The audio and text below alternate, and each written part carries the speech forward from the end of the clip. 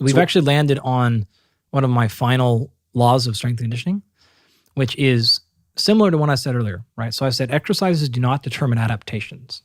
Application determines adaptation. This one sounds similar, but it's quite different. There are no good or bad exercises. There's only good or bad application. Here's a great example of that, right? So you do not get hurt deadlifting because deadlifts are dangerous.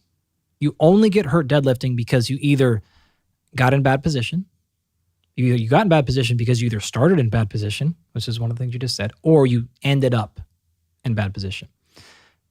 You did too much volume, you did too much intensity, or you did too much complexity. Those last three things all hurt you because they result in the first one, which is out of position. Or another way to think about this, if it's not like a visible change in position, is stress got put into a part of the system that should not absorb that much stress. So you did too much of it. You did it too heavy. You got fatigued, and so you broke position. You got too heavy, so you broke position. You made the exercise too complex. You put too many moving parts in it. You put too many joints in it, and you got out of position. You did that too many times.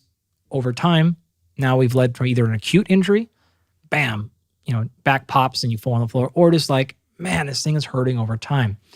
All these are a result of the same thing. So you cannot ever blame the exercise for causing the problem. It's always either the user or the coach. You programmed way too much here and I can't handle that position, or you yourself went into it too much. So if you're getting these little tweaks and problems going on, you've made an error in one of those things. So simply back off. Reduce the complexity, right?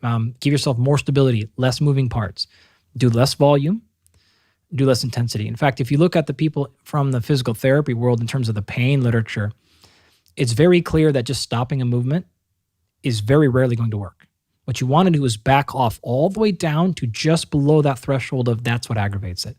And you want to train right there. That's going to allow you to do two things. Number one, tissue tolerance. And then number two, desensitization.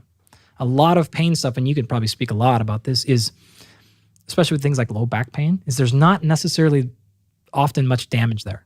It's a lot of hypersensitization of just pain signal. Omitting the movement entirely does not get that signal to go away. You need to train just below that signal and desensitize it. So you want to make sure that the muscular endurance allows you're just putting volume right below where you start to get a tweak. And it's beautifully effective for that.